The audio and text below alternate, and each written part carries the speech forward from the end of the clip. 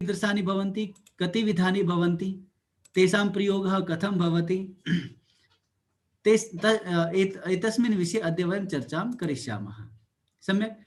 अब क्रिया के कितने लकार हैं, कितने प्रयोग हैं, उनकी चर्चा अब हमें यहाँ पर आगे करनी है। यानी अभी तक हमारे पास एक धातु थी, उसमें हमने तिप तस जी इत्यादि प्रत्यय लगाए।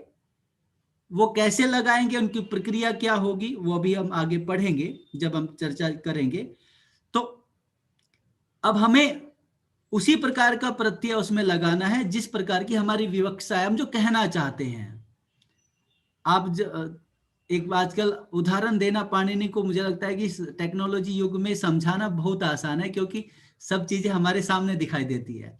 अब आप जो इस पर स्क्रीन पर जो कुछ देख रहे हैं, अब मानिक जी दिखाना चाहती हैं कि इस पर सारे के सारे जितने लोग हैं उनकी स्क्रीन दिखाई दे, ये आप दिखाना चाहते हैं। तो उसके पीछे आप क्या करेंगे, आप कोडिंग, जिसे प्रोग्रामिंग कहते हैं, C++ या जावा, पाइथन, जो भी आप लैंग्वेज यूज करें, आप कोडिंग उसी प्रकार से करेंगे कि इस स्क्रीन पर चैट बॉक्स भी दिखाई दे, पार्टिसिपेंट्स की लिस्ट दिखाई दे और सारे के सारे पार्टिसिपेंट्स की पिक्चर भी दिखाई दे। तो आप कोडिंग उसी प्रकार से करेंगे।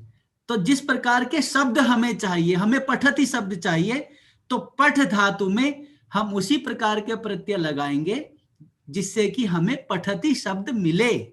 क्योंकि हमारा ध्येय क्या है, हमारा ध्येय है कि हमें पठति शब्द बनाना है, हमें बनाना है पठितवान, तो हमें उसी प्रकार के प्रत्यय लगाने हैं। हमें बनाना है पठिष्यति, तो हम उसी प्रकार की कोडिंग करेंगे। ये एक प्रकार की प्रोग्रामिंग है, कोडिंग है, जो पाणिनि ने आज से 2000-2500 साल पहले की थी।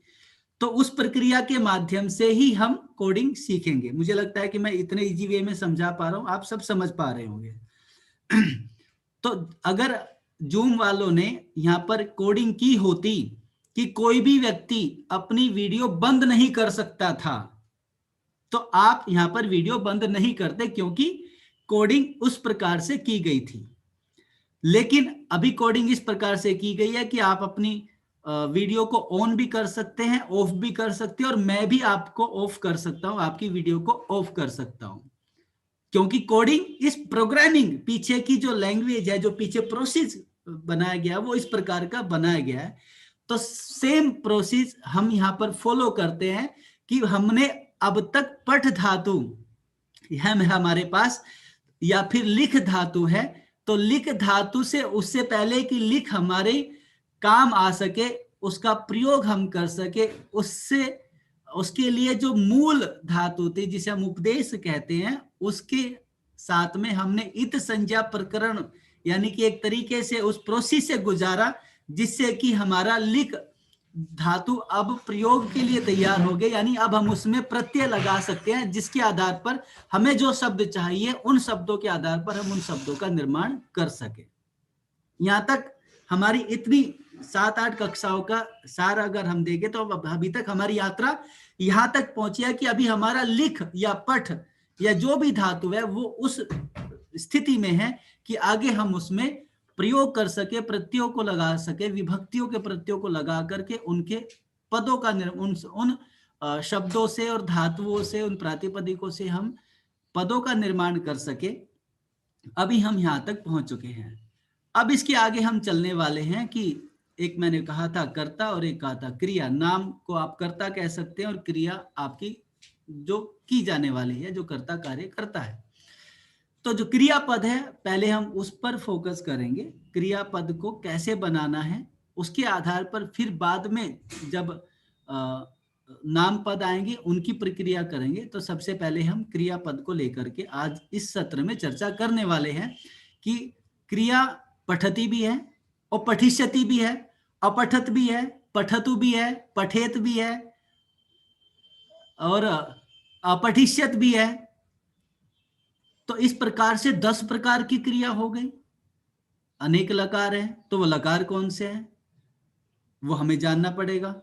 तभी तो हमें, जब आप कोई वेबसाइट बनाने के लिए जाते हैं, या आप जो, मैं फिर उसका टेक्नोलॉजी का उदाहरण दूंगा कि आपको क्या बनवाना है, ये आपको पता होना चाहिए। ये तो रिक्वायरमेंट आपको चाहिए ना, कि आप चाहते क्या है, आपकी रिक्वायरमेंट क्या है, आप क्या बनाना चाहते हैं। जब तक आप रिक्वायरमेंट नहीं दोगे तो सामने वाला कोडिंग कैसे करेगा।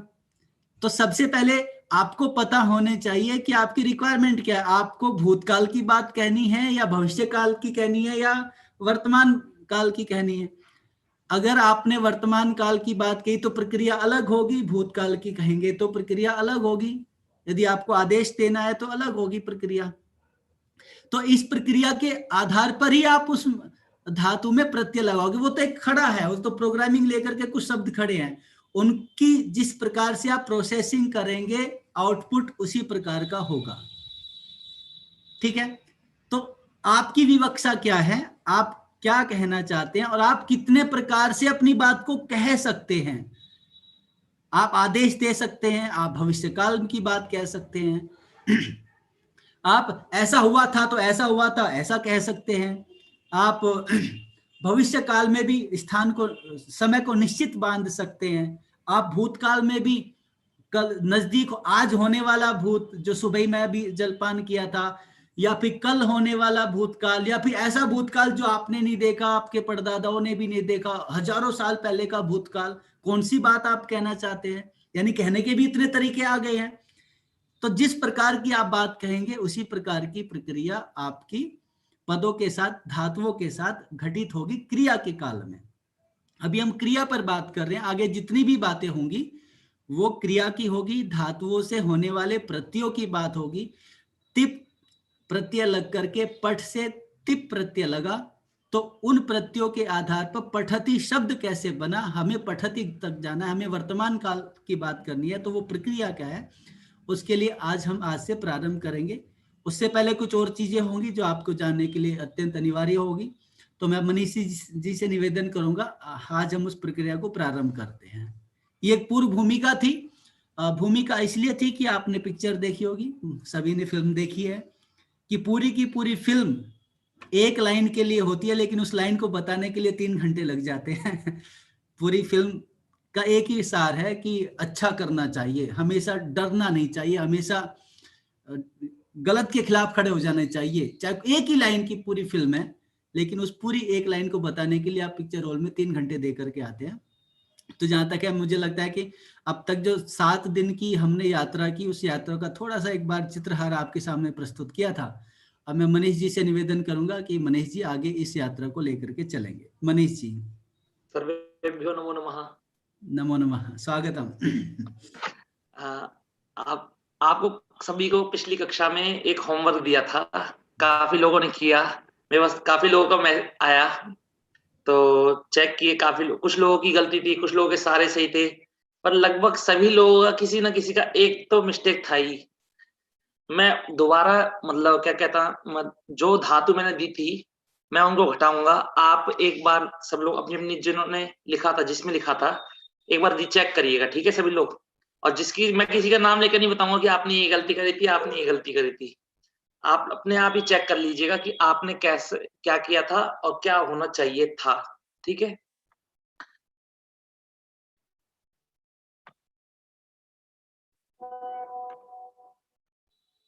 मेरी स्क्रीन दिख रही है सबको? जी सर, दिख रही है। देखिए, सबसे पहले मैंने धातु दी थी निस्सी। ये जो निस्सी धातु है, इसमें सबसे पहले हमें क्या करना है, कोई भी धातु प्राप्त होगी तो सबसे पहले उसमें हमें इत संज्ञा करनी है। इत संज्ञा किसकी होगी? तो इत संज्ञा इसमें केवल ई की होगी। क्यों होगी केवल ई की? क्योंकि इसमें ई ही केवल मात्र एक हमारा अनुनासिक अच है, ठीक है। ई की इत संज्ञा होगी। ई की इत संज्ञा के बाद क्या बचा हमारा?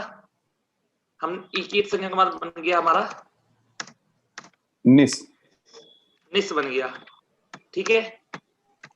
देखिए, अब जब हमने इत संज्ञा कर ली, अब इत संज्ञा करने के बाद अब ये उपदेश नहीं बचा, उपदेश नहीं बचा, क्योंकि उपदेश ये तब तक था जब, जैसा पाणिनि जी ने पढ़ा था, यदि हम उसमें कुछ विकार ले आते हैं तो उपदेश नहीं बचता है। अब इसमें हम हलंत्यम लगेगा क्या? नहीं लगेगा। काफी लोगों ने इसमें दोबारा हलंत्यम भी लगा दिया था। उपदेश जनासिक इत से एक बार इत संज्ञा करी, फिर तस्य लोपा से लोप किया, फिर दोबारा इन्होंने हलंत मान करके सा का लोप किया कुछ लोगों ने, ठीक है। अब आगे देखिए, जब ये अब निस बचा, अब मैंने कहा था कि जब हम इत संज्ञा कर लेंगे तो उसके बाद कौन सा कार्य करेंगे, सत्वादी चार कार्य। सत्वादी चार कार्य में इस धातु में कौन सा कार्य प्राप्त है देखते हैं। पहला जो सूत्र था वो था धात्वादेहे शह सह, वह धातु के आदि में मूर्धन्य शकार को दंत सकार करता है। इस चीज को ध्यान दीजिए कि जो शकार है मूर्धन्य शकार, वो धातु के आदि में होना चाहिए। कुछ लोग कह रहे थे कि आधा शकार हो, ऐसा नहीं है, आधा शकार से कोई मतलब नहीं है। देखिए, चाहे वो ऐसा हो, चाहे वो ऐसा हो, आधा हो चाहे वो पूरा हो, उसका केवल मतलब शाह ही हटेगा, आ नहीं हटेगा, शाह को ही सा होगा, ठीक है। तो अब जब धात्वादेह शाह सा इस सूत्र में प्राप्त नहीं है, इस धातु में, क्योंकि ये तो मूर्धन्य शकार इसमें आदि में नहीं है, तो अगला सूत्र हमने देखा कि णो नहा, धातु का आदि वर्ण यदि ऋणा होगा तो ऋणा को ना होता है। धातु का आदि होना चाहिए, बीच में से आप कहीं से नहीं ले सकते। तो आदि है ना, तो देखा कि हमने ना है, तो इसलिए हमने क्या कर दिया, इसमें ना को ना कर दिया। अब निस हो गया। अब देखिए अगला सूत्र आया, इदितो नुम धातु हो। वो कहता है इदित धातु मतलब ऐसी धातु जिसमें ह्रस्व इकार की इत संज्ञा हुई हो। इस धातु में ह्रस्व इकार की इत संज्ञा हुई है ना, ई की ह्रस्व की। तो इदितो नुम धातु हो से क्या हो जाएगा, इसमें नुम आगम हो जाएगा। नुम आगम कहाँ होगा, अंतिम अच के बाद। कौन बताता है, मिद चोन्त्यात परह, कि मित आगम ऐसा आगम जिसमें मकार की इत संज्ञा हुई हो, वह आगम अंतिम अच के बाद होता है। तो अंतिम अच क्या है, नाम में ई आगम हो गया, तो क्या बन गया हमारा, निंस। तो शुद्ध ये है निंस। काफी लोगों ने क्या किया था, काफी लोगों ने केवल मात्र निस करा है, काफी लोगों ने केवल मात्र निस किया है, ये निस गलत है, शुद्ध क्या है, निंस, ठीक है। अगला चलते हैं, ऋणाश्री। इस संज्ञा किसकी होगी, री की। उपदेश से री की संज्ञा हो गई, बच्चा केवल ऋणास।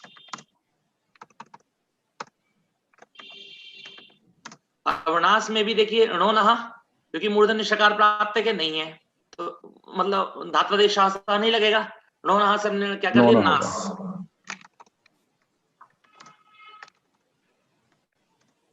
अब देखिए, अब इसमें हमने नो नहा लगा दिया, धात्वादेश शास्त्र प्राप्त है कि नहीं है, यदि तो नुम धातो नहीं होगा, उपधायांच नहीं होगा। सूत्र आपने देख लिया एक बार, प्राप्त है नहीं है, तो आप बस इतना कह, जो शुद्ध है वो क्या है, नास। ये लगभग सबने सही किया है, पर एक दो लोगों ने इस सकार का भी हलंत्यम से दोबारा लोप कर दिया, इत संज्ञा करके लोप कर दिया, ये गलत है, ठीक है। अब चलते हैं आगे स्नेहा पे। तो स्नेहा में देखिए इत संज्ञा करी, इत संज्ञा किसकी होगी, हा में आ की। यदि किसी का कोई डाउट हो बीच में इससे, इस सब्जेक्ट से रिलेटेड जो मैं अभी करवा रहा हूं, तो तुरंत पूछ सकते हैं, ठीक है।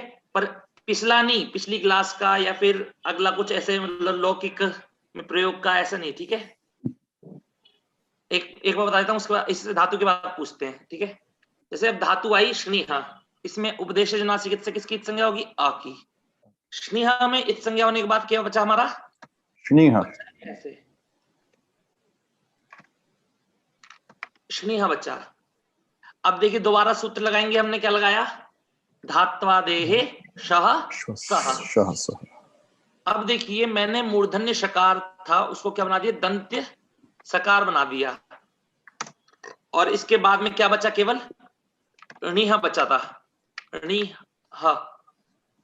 मैंने कहा था आप सभी से कि जब मूर्धन्य शकार के बाद में टवर्ग हो, मूर्धन्य शकार के बाद में टवर्ग हो, तो उस टवर्ग को तवर्ग बनाना है। काफी लोगों ने क्या किया कि सबने सही किया, काफी लोगों ने, पर लेकिन ये जो ना है, इस ना को नो नहा लगा दिया इस सूत्र में। इसमें क्या लगा दिया, नो नहा। जब एक बार धात्वादेह शासा लग चुका है तो नो नहा नहीं लगेगा। क्यों? क्योंकि णोना कहता है धातु का आदि वर्ण ना होना चाहिए, और यहाँ पर धातु का आदि वर्ण क्या है? स। तो यहाँ पर जो स के बाद में टवर्ग क्या है? ना। इसको क्या हो जाएगा? तवर्ग हो जाएगा। तवर्ग क्या होगा? नी। स्नेहा हो जाएगा, ठीक है ना, बनेगा स्नेहा। तो शुद्ध क्या है? स्नेहा। कौन जो लोग हैंड कर रहे थे, रेज हैंड कर रहे थे, उनका एक बार प्रश्न पूछ सुन लेते हैं। कोई है सर जिसका रेज हैंड है? ठीक है, अनम्यूट करते हैं रमेश जी। इसके रिलेटेड है, वही क्वेश्चन पूछिएगा, बाकी चर्चा बाद में करेंगे। आप अनम्यूट करिए रमेश जी। हरिओम। रिलेटेड ही या इसी से रिलेटेड है। जब भी एक मैं कर रहा था तो एक मुझे शंका हुई, संदेह, इस जो ये सूत्र इत संज्ञा सूत्र जो है उसमें ये चौथा सूत्र जो बताएगा आदि ऋण टू दवा, तो इसमें टू जो है वो क्या है? टवर्ग होगा। और बस जी, आपको समझ गया मैं प्रश्न। आपका तो जो प्रश्न है ये बहुत अच्छा प्रश्न है। तो ये टवर्ग नहीं, मैं ये बताऊं क्यों शंका हुई कि टवर्ग अगर होता है तो ऋस में ये आदि में ला भी तो टवर्ग है, तो इसके हिसाब से तो ला जो है पहले ना में कन्वर्ट होना चाहिए। देखिए सर, मेरी बात सुनिए। इस प्रश्न का उत्तर मैं ये सारे धातु कर लूं, इसके बाद क्लियर करके करता हूं आपको, ठीक है? इसका उत्तर मैं अभी दूंगा आपको, जरूर दूंगा, ठीक है? चलो ठीक है। इसके साथ में हमारा एक और प्रश्न जो भी इसी अभी जो कराई गई इसी से संबंधित है। इसमें एक ये जो वार्तिक है, इस वार्तिक में शुभ धातु का भी जिक्र है। तो शुभ धातु क्या होती है? मतलब शुभ से तो प्रातिपदिक बनते हैं, लेकिन शुभ धातु जो है, एक तो ये था, दूसरा चलिए दो ही अभी इसमें रहने दीजिए, बाद में करेंगे फिर। अभी सर क्या है ना कि इसमें सभी लोग हैं, अभी कम हैं, जितना उपयोगी है उतना ही बताएंगे अभी, ठीक है? जिस प्रकार हम किचन में सब्जी बनाने के लिए जाते हैं तो हम एक बार में नहीं बताते कि ये है, ये है। जितना सामान उपयोगी होता है उतने सामान के बारे में ही जानकारी देते हैं, है ना जी? ठीक है, अब एक बार एक वो कर लेते हैं, फिर आगे चलते हैं। देखिए, अब अगली धातु है स्टई। कुछ लोगों ने स्टई में आई की संज्ञा कर दी थी। आई की संज्ञा कैसे हो जाएगी? आई तो अनुनासिक है ही नहीं। अगर अनुनासिक होगा तभी तो आप इस संज्ञा करेंगे। स्टई और नई दोनों एक जैसी ही हैं, ठीक है? इन दोनों का इसलिए एक साथ करवा रहा हूं। इन दोनों में अनुनासिक तो है ही नहीं, तो आप लोग तो कर नहीं सकते, तो क्या बचेगा? किसी की भी संज्ञा नहीं होगी, किसी भी वर्ण की संज्ञा नहीं होगी। अब चलते सत्वादि चार कार्य में। तो सत्वादि चार कार्य में क्या है? देखिए, स्टई है और स्तई, स्नई, इन दोनों में सबसे पहला सूत्र लगेगा केवल धात्वादेहे शह सह। आपने धात्वादेहे शह सह लगा दिया। उसके उपरांत मैंने बताया था, यदि मूर्धन्य शकार के बाद में टवर्ग मिलेगा तो उस टवर्ग को तवर्ग बनाना है। तो टवर्ग को तवर्ग बनाया, और इसमें भी टवर्ग है ना को भी टवर्ग बना दिया, ठीक है? अब देखिए, अगली धातु आई रघी और अजी। दोनों धातु एक जैसी हैं। दोनों धातुओं में इत संज्ञा करने के बाद क्या बचेगा? रघी में रग और बचेगा, ठीक है? और अजी में अज बचेगा, ठीक है? अब देखिए, दोनों धातु, इसमें ना तो आदि वर्ण श है ना तो ना है, तो दोनों सूत्र लगेंगे क्या? नहीं लगेंगे। धात्वादेह श सा नो ना नहीं लगेंगे। अब धातु में क्या है? इदित है। धातु इदित है कि नहीं है? इदित धातु का मतलब ये है कि धातु में ह्रस्व ई की इत संज्ञा हुई हो। वो कौन सी धातु होती है? इदित धातु। तो देखिए, इसमें ह्रस्व ई की इत संज्ञा हुई है, तो इदित धातु में इसमें क्या हो जाएगा? नुम आगम हो जाएगा। नुम आगम किसको कब होगा? अंतिम अच के बाद। तो क्या हो जाएगा? ना, ठीक है? अभी इतना ही। इसमें कुछ लोगों के प्रश्न उठ सकते हैं कि ऐसा नहीं होता है, ये कुछ लोगों के प्रश्न उठ सकते हैं कि ऐसा होता है, ऐसे इस प्रकार, ठीक है, और इस ये रंग भी ऐसा ना होकर के इस प्रकार होता है। तो ये होता है, पर अभी इसलिए नहीं बता रहे हैं क्योंकि इसको बताने के लिए आगे की प्रक्रिया आपको सीखनी पड़ेगी, ठीक है। इसलिए जितना भी उपयोगी है उतना ही बताया है, केवल मात्र इतना ही, ठीक है। अब चलते हैं नीचे। अब देखिए ये स्थिवु धातु है, इसको तो हमेशा ध्यान में रखिए। एक ये स्थिवु और एक श्वस्क, ये दोनों धातु आई मैंने इसलिए दिया था क्योंकि मैंने पढ़ाया है। स्थिवु धातु में क्या करा है कई लोगों ने, धात्वादेह शाह सा लगाया है। पहले तो इत्संज्ञा कर लेते हैं। इत्संज्ञा करने के बाद क्या बचेगा हमारा, केवल स्थिव।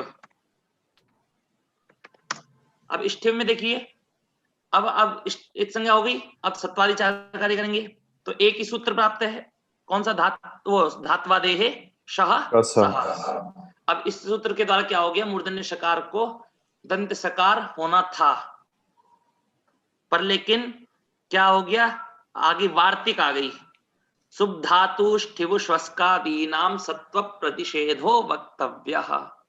इसने कहा श्वस्क और स्थिव इन दो धातुओं को सत्वादेश नहीं होता है, मतलब कि मूर्धन्य, इनके मूर्धन्य शकार को दंत सकार नहीं होता है, तो ये स्थिव की स्थिव ही रह गई।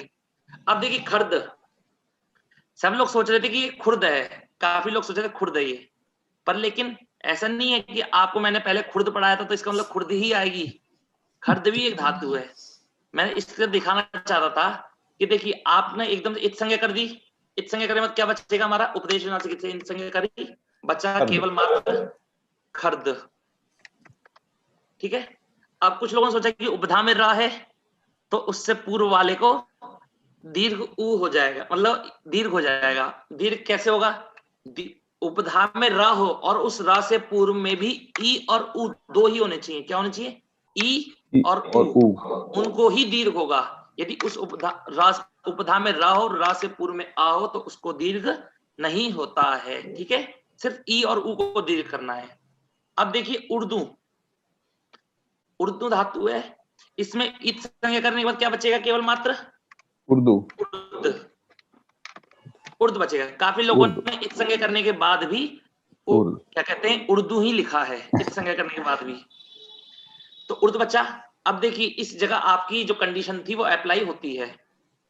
उर्द है, उपधा में रा है और रा से पूर्व में ऊ है, तो इसको क्या हो जाएगा, दीर्घ हो जाएगा। तो क्या बन जाएगा हमारा, उर्द की जगह क्या हो जाएगा, ऊर्द। हाँ ऊर्द। सबके हो गए। एक बार किसी का कोई प्रश्न हो तो पूछ सकते हैं, फिर अगली क्लास का हम स्टार्ट करते हैं। युगल जी हैं क्या, युगल जी पूछना चाहते हैं? मानिक जी,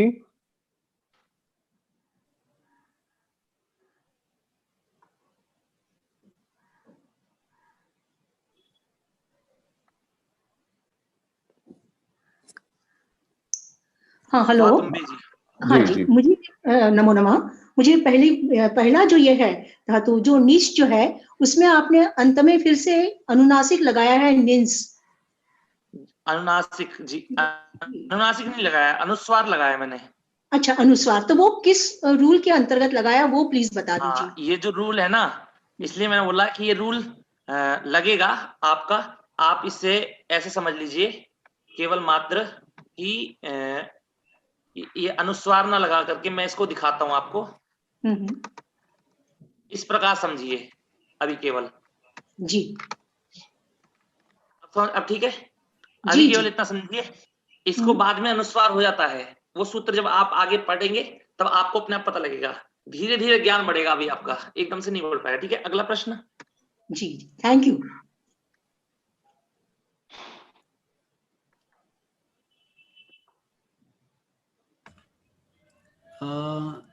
सुधा मंजू भाई, हाँ मंजू। हाँ नमस्ते Manish sir, Manish ji.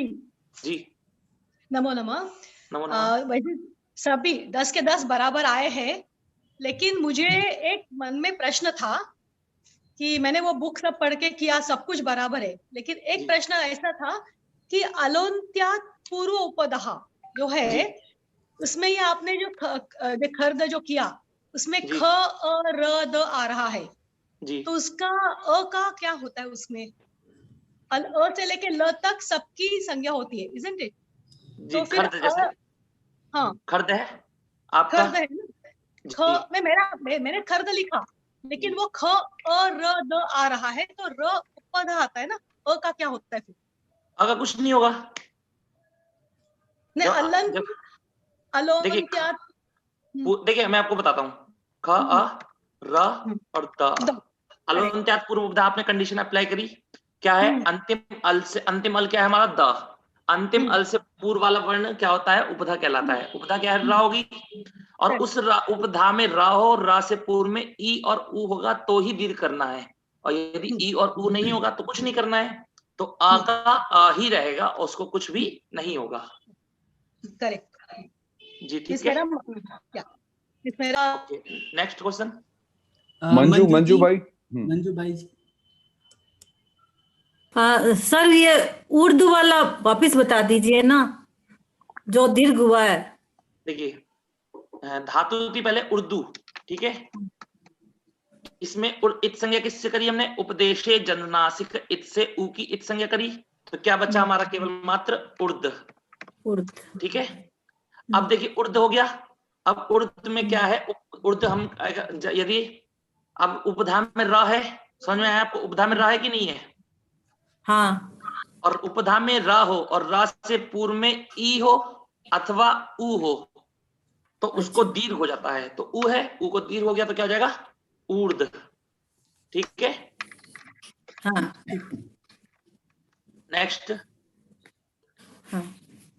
Sunita ji, doctor Sunita.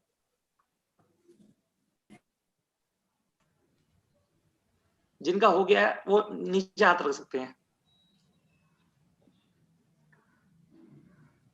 Doctor Sunita. Sachin ji. नमो नमः महोदय। नमो नमः। सर मेरा क्वेश्चन ये, जैसे शनई धातु है, जब धातु आधे सा से मूर्धन सकार को दंत सकार बना दे, उसके बाद णत्व को नकार होता है, इसके सूत्र से होगा? सर ये इसका आगे इसका सूत्र आपको अभी बता नहीं पाएंगे, क्यों? क्योंकि ये जो कोई सूत्र नहीं करता है, एक परिभाषा करती है, इसको वापस णा को ना ही कर देती है, ये परिभाषा है, अभी बताएंगे तो आपको समझ में आएगा नहीं। वैसे उसका नाम एक बार ले लेता हूं, निमित्ता पाये नैमित्तिकस्याप्यपायः, ये परिभाषा है, ठीक है जी।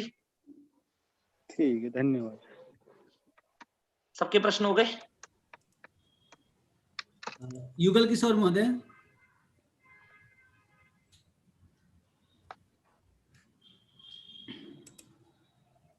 हरिओम महोदय, पहले अनम्यूट इफेक्ट में, बात में ये जो एक नंबर जो आपने बताया था निस का निस जी,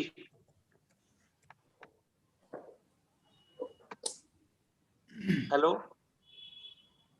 हाँ जी युगल जी बोलिए।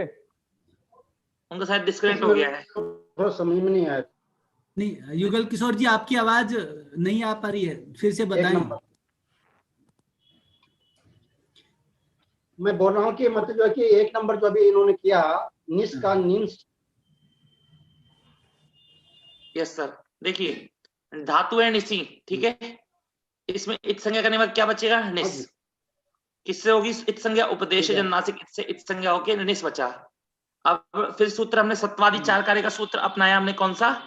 णो ना, तो उसने धातु के आदि में कौन सा वर्ण है? णा, तो पहला वर्ण क्या है? णा, तो उसको क्या कर दिया? ना कर दिया, तो क्या बचा हमारा? निस। अब देखिए हमने किस चीज की इत संज्ञा करी थी? ह्रस्व ई की इत संज्ञा करी थी, ठीक है, और ह्रस्व ई की इत संज्ञा हुई है, इसका मतलब क्या है? इदित है, और इदित है तो क्या होगा? नुम आगम होगा। कहाँ होगा नुम आगम? अंतिम अच के बाद। अंतिम अच क्या है? ना में ई, उसके बाद ई के बाद में हो गया तो क्या हो गया? निंस हो गया, ठीक है। ये किस फॉर्मूले पर आया जी? न के किस फॉर्मूले से आया? सूत्र से, इदितोनुम धातु से। इदितोनुम धातु जो सूत्र है उससे आया। हाँ जी,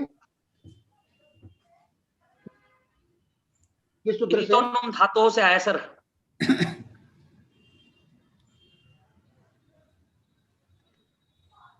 चले आगे। ये कहाँ पर है जो? सर मैंने आपको नहीं, पढ़ाया। समझ में नहीं आया, मेरे सूत्र बताइए थोड़ा। नहीं, आप सर्च कर लीजिए ना, आप बताया तो था, पहले भी बताया था, इसकी सूत्र की पूरी व्याख्या की थी। आप सर्च करिए, इदितो नुम धातो हो जी। सत्वारी 4 कार्य जो पढ़ाए थे लास्ट क्लास में, उसमें पढ़ाया गया है। ठीक है जी, चले अब आगे चलते हैं। अंबुजकसा बनर्जी जी।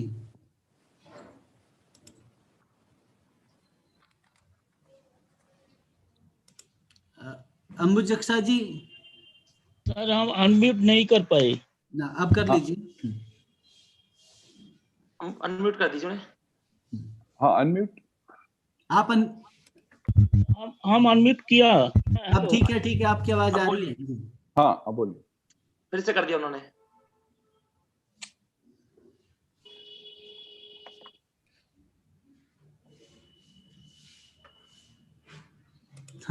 उन्होंने अपने आप, चलिए तब तक। हाँ ठीक है, हो गया उनका शायद। फिर हो गया। चलिए आगे चलते हैं। चलिए सुनीता जी, डॉक्टर सुनीता जी। नमो नमः। मुझे 2 नंबर के जो मूल रूप दिए है ना, धातु या क्या बोलते हैं, उपदेश, तो वो नासरू है, उसमें रुकार है क्या? जो नास और नास बनाया है, उसमें नीचे जो चिन्ह है वो रुकार का चिन्ह है, शायद ऐसा लगा है मुझे। जी वो देखिए, आपकी भाषा, हमारे भाषा में रिकार का है, आपकी भाषा में रुकार का है। ऋषि का वाला री है। हाँ ठीक है जी। तो वो आएगा ना बाद में, फाइनल जो उसका जो विकार बनेगा वो नास बनेगा या नासरू बनेगा? नास ही बनेगा, नास, केवल नास, क्योंकि री तो आपका अच है, ऋषि में जो री है वो आपका अच है, और अच है तो फिर उसकी संज्ञा हो जाएगी उपदेश नासिकित से। अच्छा, समझ में आया अभी जी, धन्यवाद। ठीक है, अब सर आगे चलते हैं। एक सेकंड, एक बार इनसे पूछ लीजिए, अंबुजक्ष बनर्जी से।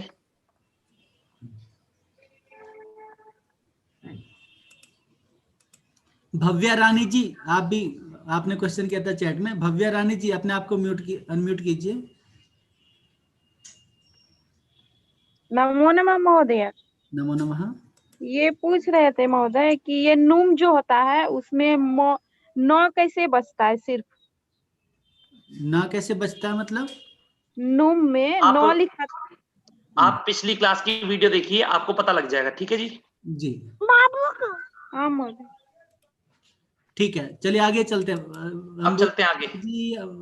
का लास्ट क्वेश्चन था, इसको बाद में ले लेंगे अंबुजक्सा जी। जी जी, बाद में। अब देखिए एक बार सर, ये देखिए, मैं एक बार उन सर क्या कहते हैं, रमेश पांडे जी का सॉल्व करना चाहूंगा। यदि आदि निटुडवः में, इसको आप सभी ध्यान से समझिएगा। आदि निटुडवः में ये टू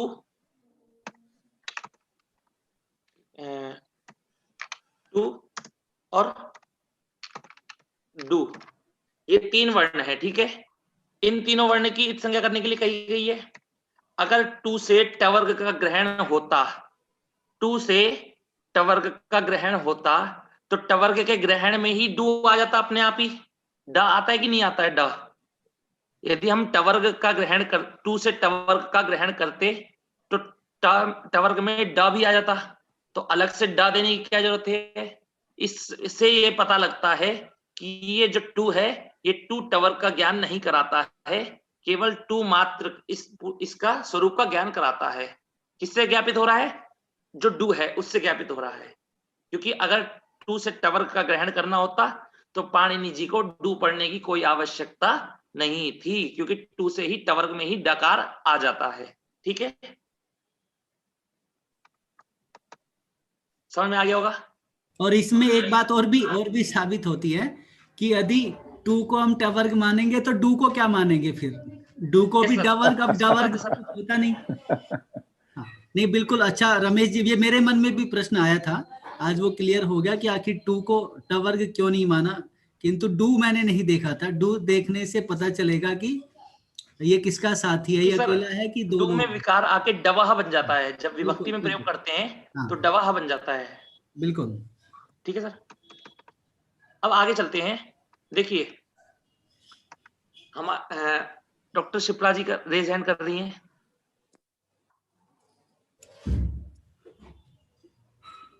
जी बताइए शिप्रा जी, ऑन कीजिए। सर ये टुडवह सूत्र इसे संज्ञा करता है, तो चुटुप सूत्र में भी तो टवग आ रहा है। देखिए आदि टुडवह सूत्र वो धातु के आदि में टवर टू की संज्ञा करता है, टू स्वरूप की, और जो चुटु है वो प्रत्यय के आदि में पूरे टवर्ग की करता है। दोनों में बहुत अंतर है, समझ में आपको? आप एक बार जो पुरानी शिप्रा जी जो पुरानी वीडियो है तो आप एक बार सुनेंगे तो वो ये प्रश्न क्लियर हो जाएगा जी। और यदि नहीं होता है तो आप मुझे पर्सनल कर दीजिएगा, क्या कहते हैं, मैसेज। ठीक है, धन्यवाद। अब देखिए अगली कक्षा, इस कक्षा में प्रारंभ करते हैं हम। लकार 10 प्रकार के होते हैं, ठीक है। अब लकार 10 प्रकार के तो होते हैं, कौन कौन से होते हैं ये पता करने की बात है। तो देखिए सबसे पहले लकार होते हैं लट, लिट, लुट, रिट, लेट, लोट, लंग, लिंग, लुंग, रिंग। अब ये 10 लकार होते हैं। अब कहा जाए कि इसको याद करने में तो बहुत टाइम वेस्ट होगा कि नहीं होगा, तो पाणिनि जी ने क्या किया, इनका जो क्रम रखा है इनको याद करने का, वो आपके पाणिनि सूत्र है, मतलब माहेश्वर सूत्र है, उनके जैसा ही रखा है। जैसे देखिए आ, तो ला में आ है, ला में आ है तो क्या बन गया, लट बन गया। ला में ई है तो लिट बन गया, ठीक है। मतलब आ ई उ। अब ला में उ मिलाएंगे तो क्या बनेगा, लुट। अब री मिलाएंगे तो क्या बनेगा, रिट। ए मिलाएंगे तो क्या बनेगा, लेट। ओ मिलाएंगे ला में तो क्या बनेगा, लोट। तो 6 सूत्रों के द्वारा, 6 सूत्रों के मतलब 6 स्वरों से पाणिनि जी ने ट तक लिया है। मतलब समझ में आया, ट तक कितने लिए, 6। अब दोबारा उन्होंने 4 वर्णों के द्वारा, 4 स्वरों के द्वारा उन्होंने 4 और लकारों को ले लिया। अब दोबारा स्टार्ट करेंगे। आ से लंग, ई से लिंग, उ से लुंग और री से रिंग। तो याद हो गया आपको? याद करने की जरूरत पड़ेगी क्या आप किसी को? सिर्फ क्या करना है, आ ई उ, ये याद रखिए, आ ई उ री ए ओ, फिर आ ई उ, 10 हो जाएंगे आपके, ठीक है। तो लट, लिट, लुट, रिट, लेट, लोट, लंग, लिंग, लुंग, रिंग, ठीक है। सबको समझ में आया? अब देखिए प्रश्न ये, अब ये आगे चलते हैं। अब ये देखिए कि इनमें से जो 5वां लकार है, कौन सा लकार है, 5वां लकार हमारा कौन सा लकार है, 5वां लकार लेट। लेट लकार है, ये वेद में प्रयोग होता है। ये किस में प्रयोग होता है, वेद में। अब प्रश्न उठता है कि वेद में होता है, मतलब कि और सारे लोग वेद में नहीं होते, और सारे लकार वेद में नहीं होते? तो कहते हैं नहीं, ऐसा नहीं है। जो और जितने ये 10 के 10 लकार वेद में प्रयोग होते हैं, और साथ में किस में होते हैं, लोक में भी प्रयोग होते हैं। पर केवल मात्र जो लेट लकार है हमारा, वो केवल मात्र वेद में ही होता है, लोक में नहीं होता है। समझ में आया? लट लकार हमारा देखिए, इस लट लकार के जो शब्द बनेंगे आगे चलकर, ये आपके वेद में भी प्रयोग होंगे और आपके लोक में, हम लोक में मतलब कि हम जिस भाषा में बोलचाल कर रहे हैं उसमें भी प्रयोग होंगे। लिट में जो बनेंगे वो भी वेद में भी प्रयोग होंगे और हमारी बोलचाल में भी प्रयोग होंगे। पर केवल मात्र जो हमारा लेट लकार है वो केवल मात्र वेद में ही प्रयोग होता है। सामान्यतः हम बातचीत करने में उसका प्रयोग नहीं कर सकते, ठीक है। तो हम यहाँ पर लेट लकार को छोड़कर अभी केवल क्या पढ़ेंगे, अन्य लकारों को पढ़ेंगे। सबको समझ में आया? अब आगे चलते हैं। अब देखिए इत संज्ञा की बात आती है। अब ये लकार, ये क्या है, लट, ये सारे प्रत्यय मान लीजिए, ये सारे क्या है, प्रत्यय। तो सुशील सर,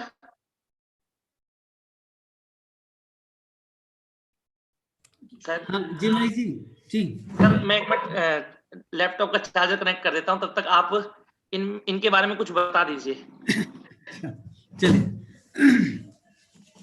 सबसे पहले तो हमें ये देखना है कि ये जितने भी लकार है, 10 के 10 लकार, ये जो मैंने प्रारंभ में कहा था कि ये अपने आप में अपनी बात को कहने का तरीका है और ये काल को द्योतित करते हैं। लेकिन हम कहें कि केवल टाइम को द्योतित करते हैं, तो ऐसा नहीं है। यहाँ पर हम अपनी बात को किस प्रकार से कहना चाहते हैं, यानी एक बात को कहने जीवन में अभिव्यक्ति के लिए अलग अलग तरीके की बातें हमें करनी होती है। जैसे मैं कभी कहता हूं कि निकुंज जी आओ बाहर घूमने चलते हैं। अब आप कहो कि भैया इसमें अंग्रेजी में किसमें कौन सा लकार है, तो इसमें लकार नहीं है, कोई टाइम नहीं है। ये भूत में भी चलेगा, जब भी चलेगा। मैं भूतकाल में भी हो सकता है निकुंज जी को कहूं, मैं कहूं कि मैं एक बार निकुंज जी के साथ था, तब मैंने कहा कि आओ निकुंज जी वहां चलेंगे, तो निकुंज जी मेरे साथ वहां पर चले। तो चले में तो आप कोई दूसरा लकार बता सकते हो, टाइम बता सकते हो। लेकिन अब जब मैं उनसे कह रहा हूं कि आओ वहां पर चले, तो तब वहां पर आपको ये क्या कहते हैं, लोट लकार लगेगा। निवेदन कर रहे हैं आप उनसे, आइए चलते हैं, घूमने के लिए चलते हैं, आदेश आ रहा है, विधिलिंग आ गया। तो इस प्रकार जितने भी लकार हैं, प्रत्येक लकार की अपनी एक अलग प्रक्रिया है। दूसरी बात, जितने भी हमने अभी लकारों को याद करने का जो क्रम किया है, आप उस क्रम को केवल याद करने मात्र तक समझें। जब हम प्रक्रिया करेंगे कि पठ धातु से लट लकार में पठती बनता है, लिट लकार में दूसरा लकार बनेगा, लुट लकार में तीसरा बनेगा, लिट लकार में चौथा बनेगा, लेट लकार में अलग बनेगा, लोट में अलग बनेगा। तो पठ से हम लगा तुरंत ही क्या कहते हैं, पीपठी बबू लगा कौन सा है, पपाठी है ना। चलो, तो तुरंत हम लिट लकार को बनाने के लिए अगर करने चलेंगे तो लिट लकार की प्रक्रिया अलग होगी। लट लकार से लट लकार का पठती बना। जब हम कहते हैं पठती, तो पठती, पठ से पठती की जो प्रक्रिया होगी वो अलग होगी।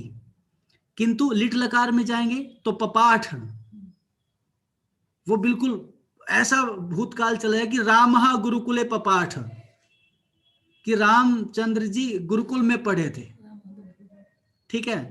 अब रामा बभूव, कब हुए वो, आपने नहीं देखा, मैंने नहीं देखा, वो काल है। ठीक है। अब उस काल में जाकर के जब आप करेंगे तो पठती की प्रक्रिया अलग है, पपाठ की प्रक्रिया अलग है, लुट लकार की प्रक्रिया अलग है, लिट लकार की प्रक्रिया भविष्यति की अलग होगी, लेट लकार की अलग होगी, और लोट लकार पठतु की अलग होगी। लेकिन लट लकार और लोट लकार, पठती और पठतु, इन दोनों में थोड़ी सी समानता है कि भाई वहां पर पठती में लास्ट में ती है और यहाँ पर लास्ट में तू है। इसका अर्थ है कि एक किंचित काल के लिए तो प्रक्रिया समान चल रही है, किंतु लास्ट में आकर के एक में ई हो रहा है और दूसरे में ऊ हो रहा है। किंतु पपाठ में तो बिल्कुल अलग ही है, ठा भी चला गया, पा अलग से आ गया, वो कहां से आया, तो वो अलग प्रक्रिया होगी। तो कहने का तात्पर्य है कि जब हम प्रक्रिया में चलेंगे तो अपनी प्रक्रिया को हम इस क्रम से नहीं करेंगे। क्लियर है?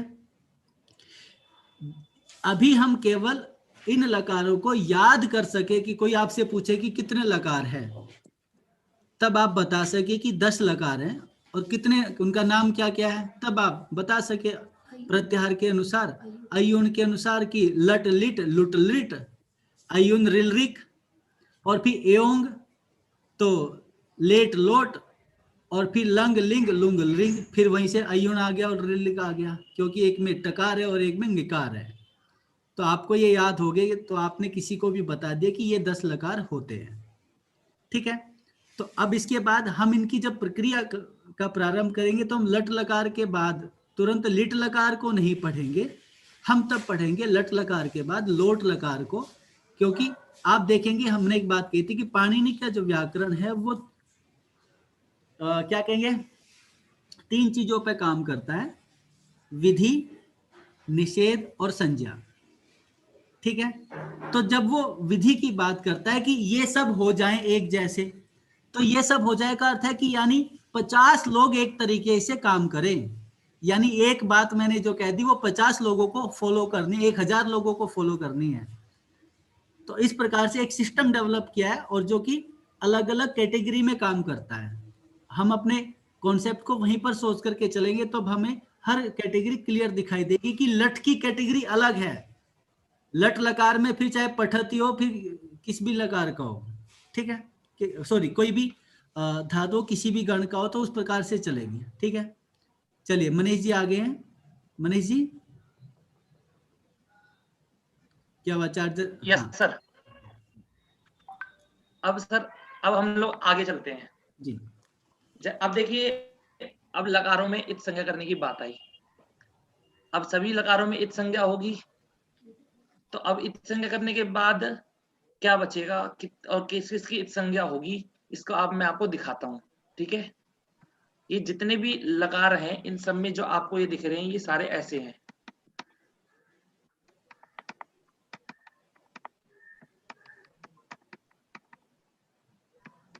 ठीक है, ये सारे लकार क्या है, हमारे अनुनासिक हैं। इनमें जो स्वर है ये सारे अनुनासिक है। अब देखिए सबसे पहले हम इत संज्ञा करेंगे, सबकी करेंगे एक साथ, ठीक है ना। तो देखिए हमारा सबसे पहले ट, लट लकार में ये जो 6 लकार हैं कौन कौन से, लट, लिट, लुट, रिट, लेट, लोट, ये 6 लकारों में अंतिम में क्या आया है, ट आया है, सबको दिख रहा है। और अंतिम के 4 लकार देखिए, अंतिम के 4 लकारों में आया है ङ, ये भी अंतिम में है, मतलब कि इन 10 के अंतिम वर्ण क्या है, हमारा व्यंजन है, अंतिम वर्ण क्या है, हमारा हल है। ठीक है, और ये उपदेश अवस्था भी है कि पाणिनि जी ने इसको इस प्रकार पढ़ा है। जब पाणिनि जी ने पढ़ा है तो ये क्या है, हमारा लिए उपदेश है। ठीक है, अब इसमें उपदेश अवस्था में अंतिम हल क्या है हमारा, ये 6 लकारों में ट और 4 लकारों में ङ, तो हमने इसकी इत संज्ञा हमने कर ली। ठीक है, हमने इनकी इत संज्ञा हमने कर ली। अब इत संज्ञा करने के बाद देखिए, जैसे हमने ये इत संज्ञा कर ली, इन सब की ऐसी कर लेंगे। अब हमने दिमाग में बैठा लिया है कि 6 लकारों में ट की इत संज्ञा हो गई और 4 लकारों में ङ की इत संज्ञा हो चुकी है। अब इसके बाद चलते हैं अगला। तो देखिए ये सारे के सारे जितने भी स्वर हैं इसमें सारे के सारे क्या हैं, ये अनुनासिक हैं। ठीक है, अनुनासिक है ना सर, सभी को दिख रहा है अनुनासिक। तो इनकी अनुनासिक है, तो इनकी इत संज्ञा कौन करेगा, उपदेशे जनुनासिक इत से इनकी इत संज्ञा हो जाएगी। और अब देखिए और कुछ बचा है लोप करने के लिए, इत संज्ञा करने के लिए नहीं। ठीक है, तो अब क्या हो जाएगा, इसमें हम इत संज्ञा कर लोप कर देंगे, तस्य लोपा से लोप कर देंगे। 10 में क्या बचेगा, केवल मात्र ल, केवल मात्र क्या बचेगा, ल बचेगा। ठीक है,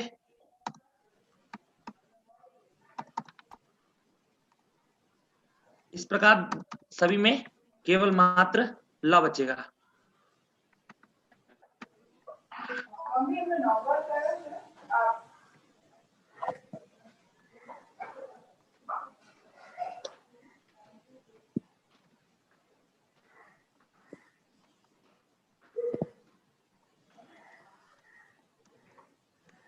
अब देखिए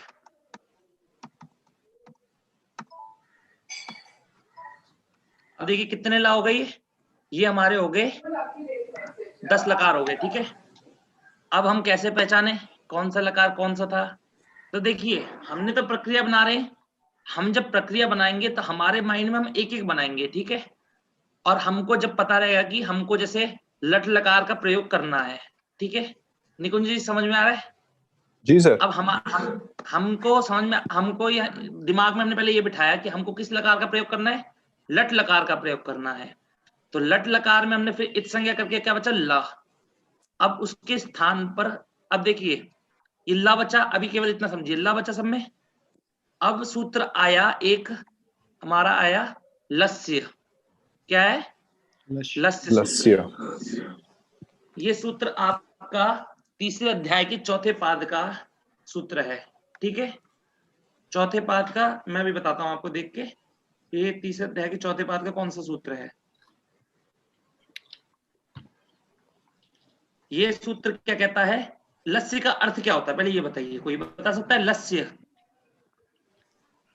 लस्य में षष्ठी विभक्ति का प्रयोग है। हाँ, ल का, ल का, हाँ षष्ठी विभक्ति।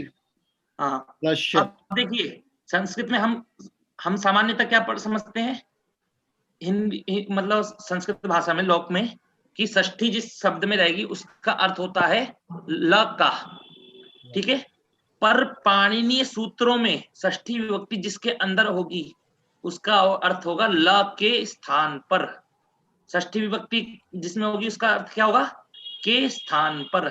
षष्ठी स्थाने योगा सूत्र है, षष्ठी स्थाने योगा।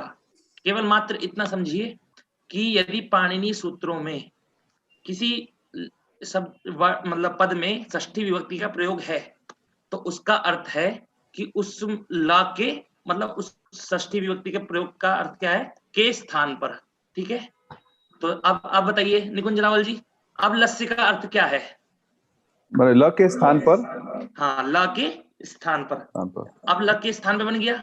अब क्या ल के स्थान पर?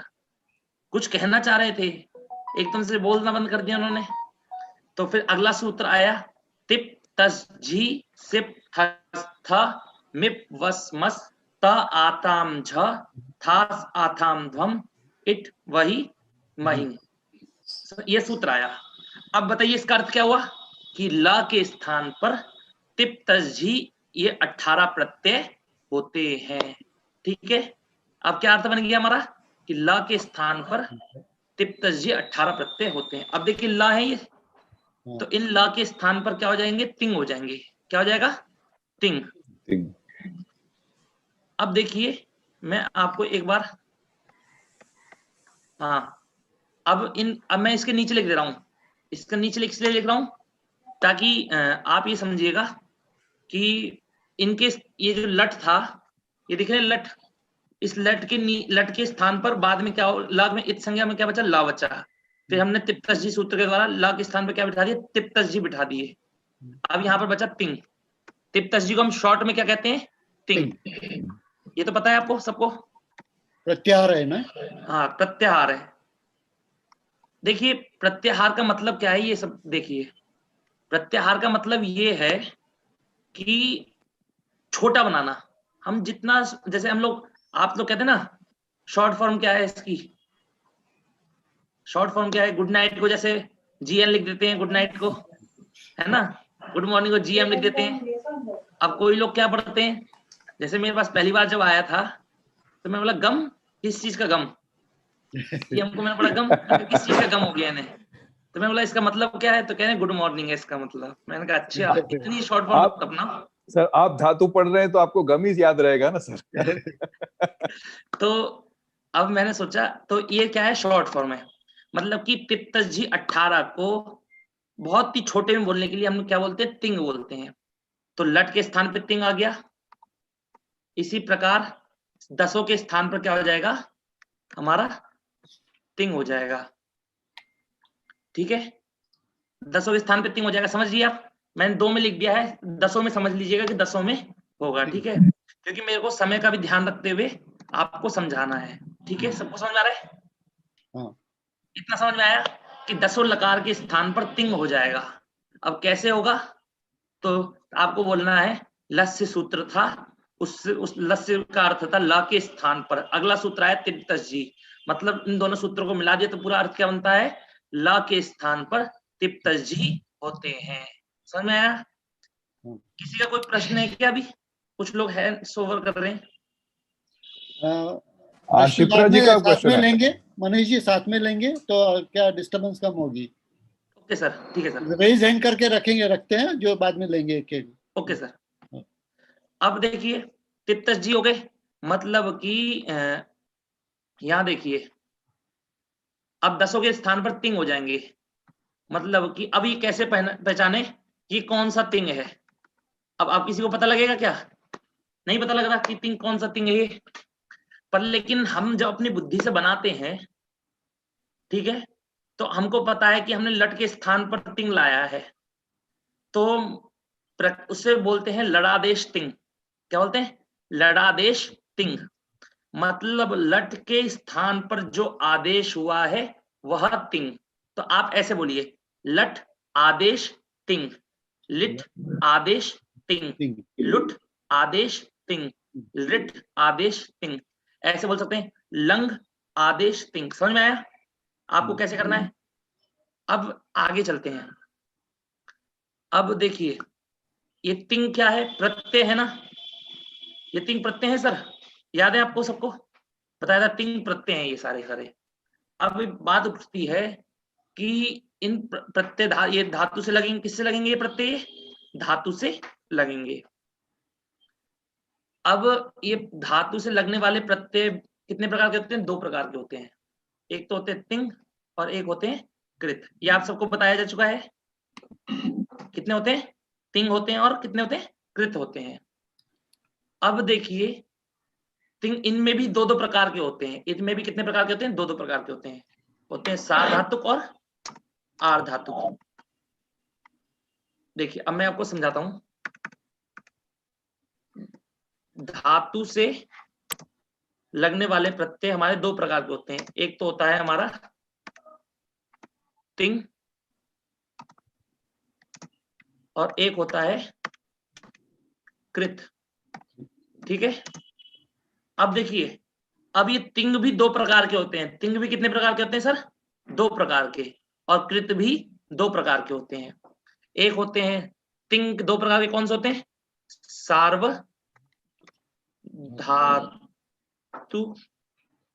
सार्वधातुक और दूसरे होते हैं आर्धधातुक।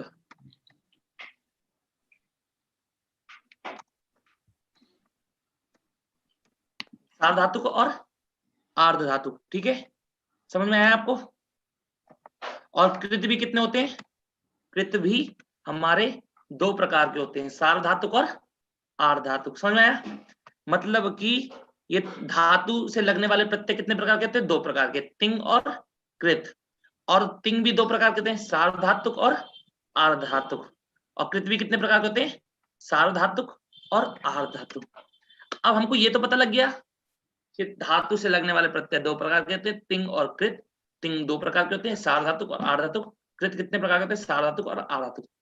अब हमको ये तो पता लग गया, पर अभी हमें ये कैसे पता लगेगा कि ये जो प्रत्यय है ये सार्वधातुक है कि आर्धधातुक है? अब हमारे पास ये बताइए कितने तिंग है? किशोर सर ये बताइए हमारे पास कितने तिंग है? अब तिंग हमारे पास तो 18 है ना? नहीं, 18 मतलब तिंग तो तिंग बोलने से सारे प्रत्यय आ गए ना, तिप्तस जी आ गए सारे।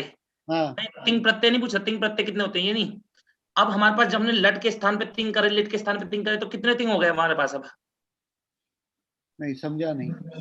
देखिए, लट कितने हैं? लट लोट लंगी कितने हैं टोटल? 10 है लकार। 10 है ना, 10 लकार हैं। अब इन 10 लकार के स्थान पर भी हम तिंग करेंगे तो कितने तिंग हो जाएंगे? 10 तिंग हो जाएंगे। हाँ, तो 180 हो गए ना? नहीं, अभी केवल इतना मानिए कि 10 तिंग हो गए। हाँ। कितने तिंग हो गए? हाँ। 10 तिंग हो गए। हाँ। अब इन 10 तिंगों में से कौन सा सार्वधातुक तिंग है, कौन सा आर्धधातुक तिंग है, इसका पता लगाना है। तो सबसे पहले सार्वधातुक एक संज्ञा है। सार्वधातुक संज्ञा किस किस की होती है? सार्वधातुक संज्ञा किसकी होती है? तो सबसे पहले आया तिंग शित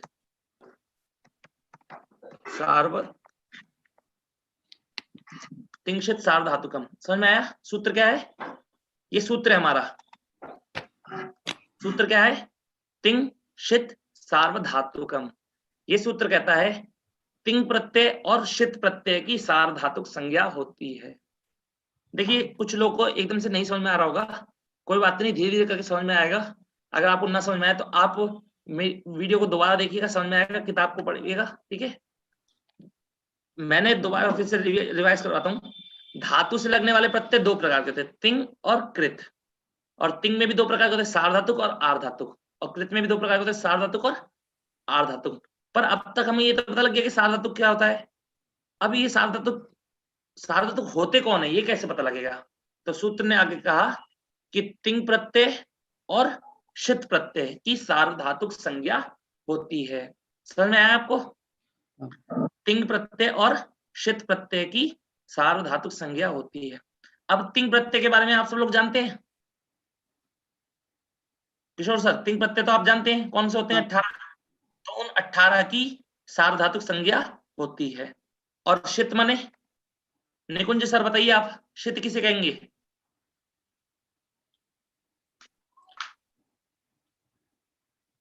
निकुंज सर है? स्टार्टिंग में श होता है। नहीं, स्टार्टिंग से मतलब नहीं है। शित मतलब होता है कि तालव्य शकार की इत संज्ञा हुई हो। हाँ। मतलब तालव्य शकार की इत संज्ञा हुई हो, उसे क्या कहेंगे? शित। समझ में आया? समझ में आया? हाँ। कि देखिए जिस भी वर्ण में आप जिस वर्ण की इत संज्ञा हुई हो, जैसे मान के चलिए का की इत संज्ञा हुई हो, तो का को का में इत जोड़ दीजिए, का में क्या जोड़ दीजिए? इत। तो क्या बन जाएगा किशोर सर? कित। खा की इत संज्ञा हुई तो खित, गा की इत संज्ञा तो गित, घा की इत संज्ञा तो घित, गा की इत संज्ञा तो ङित, पा की इत संज्ञा हुई हो तो पित। ऐसी तालव्य शकार की इत संज्ञा हुई तो क्या हो जाएगा? शित। समझ में आया? मतलब कि तालव्य शकार की इत संज्ञा हुई हो तो वो क्या होते हैं? शित होते हैं। अब चलते हैं कि अब पता लग गया आपको कि सार्वधातुक संज्ञा करने वाला सूत्र कौन है? तिंग शित सार्वधातुकम। और आपसे प्रश्न पूछा जाए कि तिंग क्या होते हैं, तो बोलना तिप्तज जी 18 प्रत्यय होते हैं। शित क्या होते हैं? मतलब कि तालव्य शकार की इत संज्ञा जिसमें हुई हो उसे शित कहेंगे। ठीक है? जिस शब्द में तालव्य शकार की इत संज्ञा हुई हो तो वो शब्द कैसा होगा? शित होगा। और वो शब्द सार्वधातुक होगा। वो शब्द क्या होगा? सार्वधातुक। जैसे देखिए मैं आपको उदाहरण के तौर पे समझाता हूं। शप है, ठीक है? शप। अब देखिए अब तक ये शप क्या है? हमारा प्रत्यय है। शप क्या है? हमारा प्रत्यय। याद रखिएगा। अब हम प्रत्यय बोला तो प्रत्यय में इत संज्ञा करने वाले कौन से सूत्र हैं? 3 सूत्र याद है आपको? शप प्रत्ययस्य, चुटु और लशक्व तद्धिते। तो देखिए तालव्य श है, इस तालव्य श की इत संज्ञा कौन करेगा? निकुंज सर वापस आ गए शायद, बताइए। लशक्व तद्धिते सर। लशक्व तद्धिते, बहुत बढ़िया सर। लशक्व तद्धिते, लशक्व तद्धिते क्या कहता है कि प्रत्यय का आदि वर्ण, प्रत्यय का आदि वर्ण मतलब कि प्रत्यय का पहला वर्ण यदि आपका ल हो अथवा तालव्य शकार हो अथवा कवर्ग हो तो उसकी इत संज्ञा होती है। तो ये जो शप है, शप में देखिए श, अ और प, इसमें जो आदि वर्ण क्या है? हमारा श। तो प्रत्यय का आदि वर्ण यदि ल हो, श हो अथवा कवर्ग हो तो उसकी इत संज्ञा होती है। श की इत संज्ञा होगी, श की इत संज्ञा होगी ना सर। और प की किससे हो जाएगी? हलंत्यम से, क्योंकि अंतिम हल है। हलंत्यम से प की इत संज्ञा केवल क्या बचा? अ। केवल क्या बचा? अ। अब ये अ बचा केवल। पहले शब्द था, अब शब्द में चेंज हो गया तो क्या बचा? अ। अब ये अ हमारा क्या? ये प्रत्यय है। अ क्या है? हमारा प्रत्यय है। अब ये अ कैसा प्रत्यय है हमारा? बताइए, सार्वधातुक है कि आर्ध धातुक है? बताइए, कोई बता सकता है? सार्वधातुक है कि आर्ध धातुक है? श की संज्ञा हुई तो सार्वधातुक हो गया ना। सार्वधातुक हो गया ना, क्योंकि तालव्य श की संज्ञा हो गई तो मतलब ये क्या हो गया? सार्वधातुक हो गया। समझ में आया सर आपको? अब देखिए और देख लीजिए, जैसे स्ना, स्ना है, स्ना में तालव्य श की संज्ञा हुई,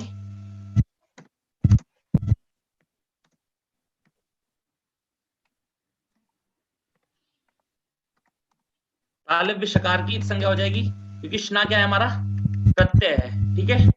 तालव्य शकार की संज्ञा हुई, बचा केवल मात्र ना, केवल मात्र ना बचा। अभी ना हमारा क्या है? सार्वधातुक प्रत्यय। कैसा प्रत्यय है? कैसा प्रत्यय सर? सार्वधातुक। सार्वधातुक, ठीक है। अब बोल रहे हैं तो आर्धातुक कौन है? तो कह रहे हैं आर्धधातुकम शेषः, आर्धधातुकम शेषः। आर्धधातुकम शेषः कहने का मतलब क्या है कि जो शेष बचा है, जो भी शेष बचा है वो क्या है? हमारा आर्धधातुक है। वो क्या है? हमारा आर्धधातुक। थोड़ा टेढ़ा है सर, एक बार आपको समझ में आ गया ना तो आपको दिक्कत नहीं होगी। हल्का सा टेढ़ा है, दिमाग घुमाइए, ठीक है। अब कह रहे हैं शेष, जो भी शेष बचा है वो क्या है? आपका आर्धधातुक। अब शेष बचा क्या है ये बताइए ना। कहने का मतलब ये है जो प्रत्यय तिंग के अंतर्गत ना आता हो, जो भी प्रत्यय तिप्तजी के अंतर्गत ना आता हो और उसमें तालव्य शकार की इत संज्ञा ना हुई हो, वो प्रत्यय आपका कैसा है? सार्वधातुक है। कौन सा, कैसा प्रत्यय? सार्वधातुक। वो प्रत्यय आपका आर्धधातुक है। जैसे देखिए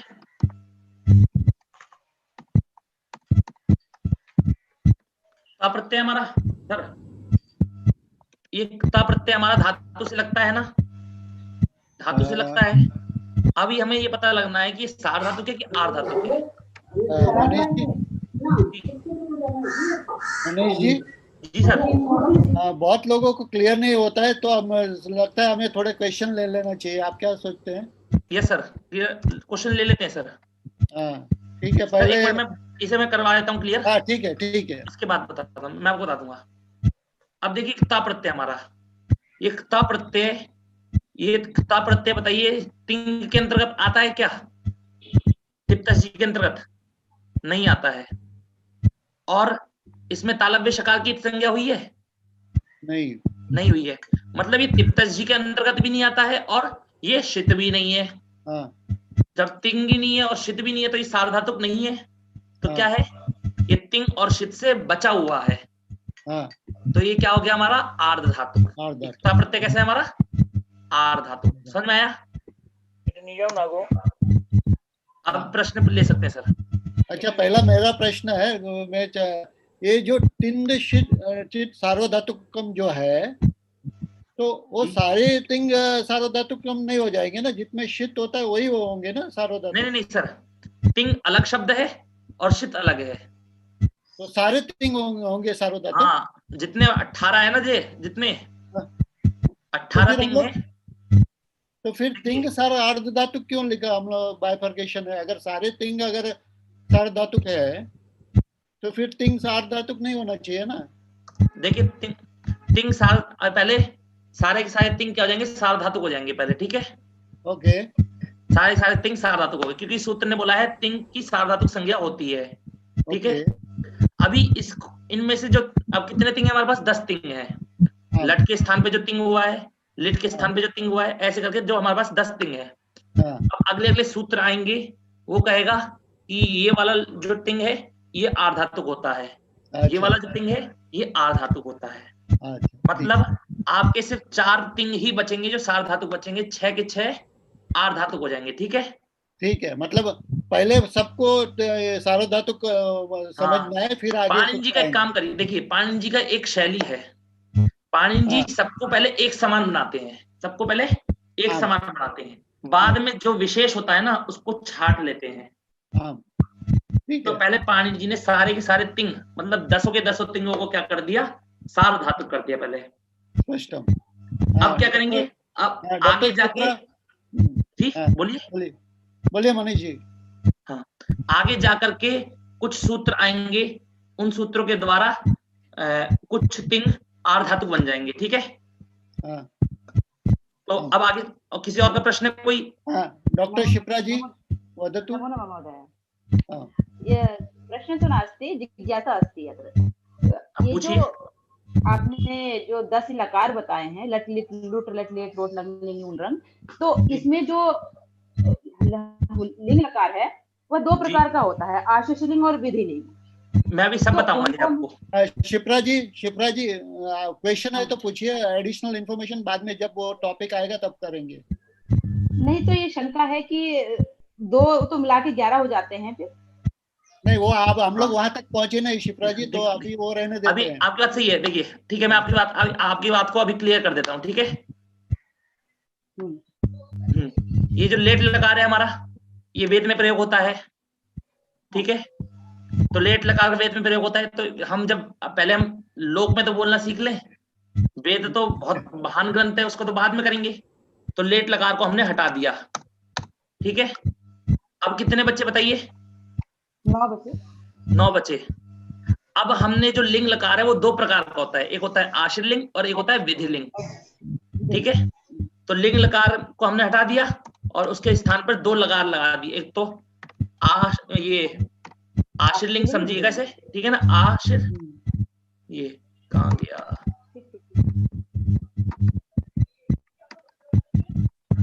ये आश्रय लिंग हो गया आपका, और ये हो गया आपका विधि लिंग, ठीक है। समझ में आया आपको? अब कितने हो गए? अब तो 10 हो गए ना दोबारा? अब 10 हो गए हैं, हाँ। अब 10 हो गए। तो आपकी शंका का समाधान हो गया? नहीं, अगर प्रश्न आता है एग्जाम में या परीक्षा में या साक्षात्कार में कितने लिंग होते हैं तो हम क्या बताएंगे? आप ये बताइएगा कि 10 प्रकार के लकार होते हैं। 10 लकार कितने प्रकार के होते हैं? 10 प्रकार के। अब उसके भेद हैं ये तो नहीं पूछ रहे हैं ना? हाँ। पर अलग अलग अगर उससे पूछे कि लिंग, और आप एक्स्ट्रा भी जोड़ सकते हैं, उसमें ऑप्शन आएगा 10 प्रकार के। लेट लकार को मिला के लेट लकार हो जाता है तो वेद में प्रयुक्त होता है, और वैसे 10 लकार है ना। ठीक है सर। अच्छा, एक प्रश्न और है, एक जिज्ञासा और है मेरी यहाँ पर।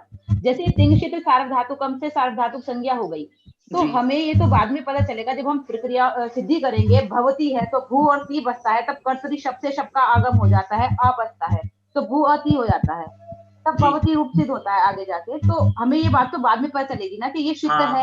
ये बात आपकी, ये जो आप बोल रही है ना, आपको बाद में पता लगेगी। ये आपको अभी पढ़ते पढ़ते धीरे धीरे पता लगने लगेगी। पर पता कैसे करना पड़ेगा?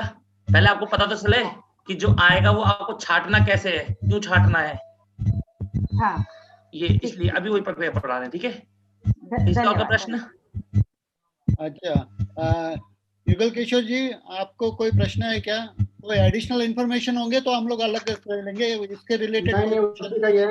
इससे कंसर्निंग ये है कि ये ला का तिंग बनाने का कौन सा फॉर्मूला आपने बताया था जी?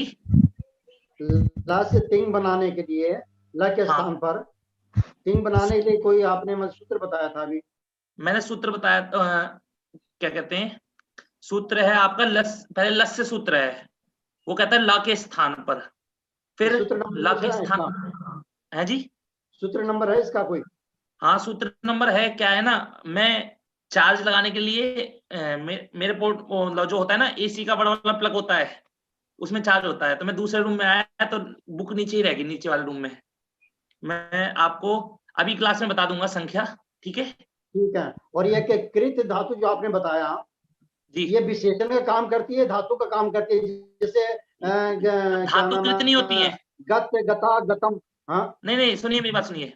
धातु कृत नहीं होती है, धातु से लगने वाला जो प्रत्यय होता है वो कृत होता है, और उसके लगने के बाद जो आप जानते हैं पठित्वा, गत्वा, नमस्कृत्य, ये सब बनते हैं, ठीक है। ये कत जो प्रत्यय लगता है, जैसे कि गत, गता, गतम। जी, तो ये तो धातु ही बनता है ना, ये मतलब विशेषण बनता है। ये विशेषण नहीं होते हैं, ये क्रिया ही होती है।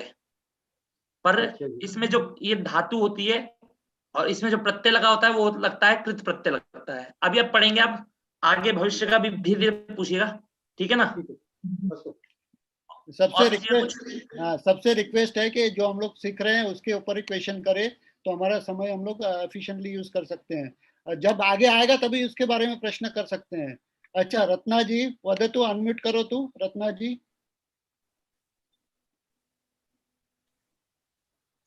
महोदय, ये जो लट से ल बना है, तो जो इत संज्ञा हुई है जहाँ पे अनुनासिक है चंद्र बिंदु, वो ट कैसे गया? माने लट से ल कैसे बना, वो एक बार बता दीजिए। जो लट है हमारा, इसमें देखिए पहले तो ट है, अंतिम हल वर्ण है ना, तो उपदेश हलंत्यम सूत्र से ट की इत संज्ञा हो गई।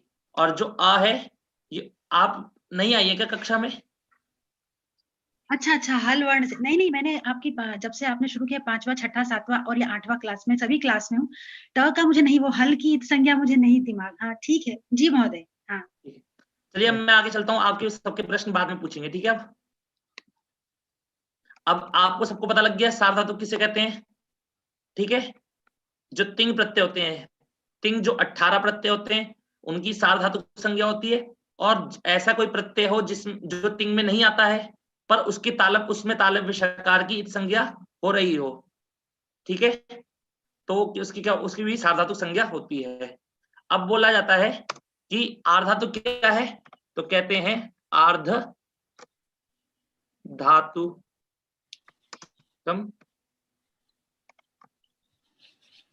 शेषः।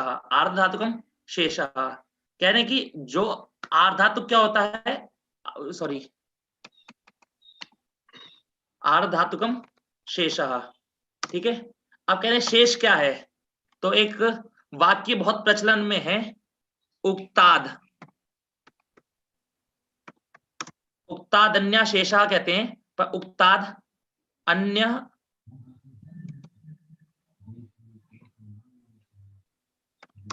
शेषः, ठीक है। कह रहे हैं उक्ताद अन्य शेषः, मतलब उक्ताद अन्य शेषः। तो कह रहे हैं कि जैसे मतलब देखिए उक्ताद अन्य शेषः कैसे कि अब हिंदी में तो आप सब लोग जानते हैं शेष किसे कहते हैं, जब हम कुछ जैसे बता रहे हैं कि जैसे मान के चलिए फल है, ठीक है, और फलों की एक टोकरी है, उसमें फल रखे हैं, आम सेब सभी प्रकार के रखे हैं, ठीक है। और कोई भिक्षुक आया और हमने कहा कि उसे फल दे दो, ठीक है। तो किसी ने पूछा कौन कौन से फल दें, तो बोला आम सेब के अलावा जितने भी शेष बचे हैं सब दे दो, आम और सेब के अलावा जितने भी शेष बचे हैं सब दे दो। तो शेष का मतलब हम क्या समझते हैं लोक में, मतलब कि हम कोई एक बात बता रहे हैं और उसके अलावा जितना बचा कुचा है वो क्या है हमारा शेष। मतलब उक्ताद मतलब जो हम बोल रहे हैं, उक्ताद मतलब हम जो बता रहे हैं, उस उक्ताद अन्य, उक्त से हम जो बता रहे हैं उससे जो बचा कुचा है, अन्य मतलब जो अन्य बचा है वो क्या है, शेष है। समझ में आया आपको। तो मैंने क्या कहा कि तिंग और शित सार्वधातुक होते हैं, तो मैंने सार्वधातुक की संज्ञा किसकी करी, तिंग और शित की। तो मैं बता रहा हूं तिंग और शित सार्वधातुक होते हैं। और अब मैं बोल दिया कि इन दोनों से जो बचा कुचा होगा वो क्या है, आर्धातुक। समझ में आया। तो उक्ताद से आपको किसको पकड़ना है, तिंग और शित को पकड़ना है, क्योंकि हम किसको बता रहे हैं, तिंग और शित को बता रहे हैं, ठीक है। किसको उक्त कर रहे हैं किशोर जी, समझ में आ रहा है आपको। हम किसको उक्त कर रहे हैं, तिंग और शित को, ठीक है। और उससे अन्य जो बचेगा वो क्या है हमारे लिए, शेष है, ठीक है। और जो शेष है उसकी क्या संज्ञा होती है, आर्धातुक संज्ञा होती है, ठीक है। समझ में आया। जैसे कि आपके सामने देखिए त प्रत्यय दिया, ठीक है ना, त, और आया आपका नुल, ठीक है, और आया ये यत और शन, ठीक है। और क्या कहते हैं, ये लगा लीजिए तस, ठीक है। इतना उदाहरण देते हैं। अब देखिए ये तस पहले यहां से घटाते हैं, ये पीछे से, ये जो तस है आपका किसमें, तिप तस जी में आता है, तिप तस आ गया तस। तो तिप के तिंग प्रत्याहार के अंतर्गत आ गया, मतलब कि इसकी कौन सी संज्ञा है, सार्वधातुक संज्ञा है। समझ में आया, क्योंकि तिंग के अंतर्गत आ गया ना। अब देखिए शन, इस शन में तालव्य शकार की संज्ञा हुई है। तालव्य शकार की संज्ञा किससे होगी, श है। तालव्य शकार की संज्ञा होगी, केवल क्या बचेगा, या बचेगा केवल, ठीक है, केवल या बचेगा। और था क्या, शन। तालव्य शकार की संज्ञा मतलब ये भी सार्वधातुक है। ये क्या हो गया, शित हो गया। तालव्य शकार की इत संज्ञा होने से शित हुआ, और शित है तो इसका मतलब क्या है, ये सार्वधातुक है। अब देखिए ये जो आपका यत प्रत्यय है, ये यत प्रत्यय तिप तस जी के अंतर्गत आता है क्या, यत नहीं आता है। और शित, इसमें तालव्य शकार की संज्ञा हुई है इसमें, यत में नहीं हुई है, मतलब तिप्तजी के अंतर्गत भी नहीं आता है और शित भी नहीं है, इसका मतलब ये सार्वधातुक नहीं है। तो ये क्या हुआ हमारा, आर्धातुक हो गया। किसने कहा आर्धातुक, तो आर्धधातुकम शेषः। समझ में आया। अगला प्रत्यय देखिए णुल, ये भी तिप्तजी में नहीं आता है और नहीं इसमें तालव्य शकाल की संज्ञा, तो ये भी कैसा हो गया हमारा, आर्धधातुक। ठीक है। अक्ता देखिए, ये भी तिप्तजी के अंतर्गत नहीं आता है और तालव्य शकाल की भी संज्ञा नहीं है, तो मतलब ये क्या हो गया हमारा, आर्ध धातु। समझ में आया जो मैंने पढ़ाया आपको। कोशिश करूंगा मैं कुछ पीडीएफ बनाकर भेजने की, ठीक है सर। पर लेकिन मैं तो ये कहूंगा कि अब आप लोग प्रक्रिया के अंदर घुस रहे हैं, तो आप लोग माता जी की पुस्तक का प्रयोग करें, क्योंकि पीडीएफ बनाने से आप उतना नहीं समझ पाएंगे जितना बुक में आपको मिला है। क्योंकि पीडीएफ मैं बनाऊंगा, मेरे जितना ध्यान में आएगा, जैसे किशोर जी दिखा रहे हैं पुस्तक, ये पुस्तक है। किशोर जी थोड़ा और आगे रहिए। अष्टाध्यायी सहज बोध, ये आपको पुस्तक लेनी है, इसमें आपको पूरी प्रक्रिया मिल जाएगी। जो मैं बता रहा हूं, मैं जो बोल रहा हूं, आपको हर एक बात मिलेगी इस पुस्तक में। आप जब मेरे पढ़ाने के बाद आप इस पुस्तक को पढ़ेंगे तो आप कहेंगे हाँ उन्होंने ऐसा बताया था। ठीक है। अब देखिए, अब आपको पता लग गया, तो अब तो मतलब कि इतना तो पता लग गया कि आपको तिंग क्या होते हैं, शित क्या होते हैं। अब इस एक ये जो तिंग शित सार्वधातुक में इस सूत्र का भी अपवाद सूत्र आएंगे। कौन से सूत्र आएंगे, अपवाद सूत्र। वो शित के अपवाद नहीं होंगे, तिंग के अपवाद होंगे। सूत्र आया आपका, सबसे पहला सूत्र आता है लिंगाशिशी सूत्र आता है आपका, ये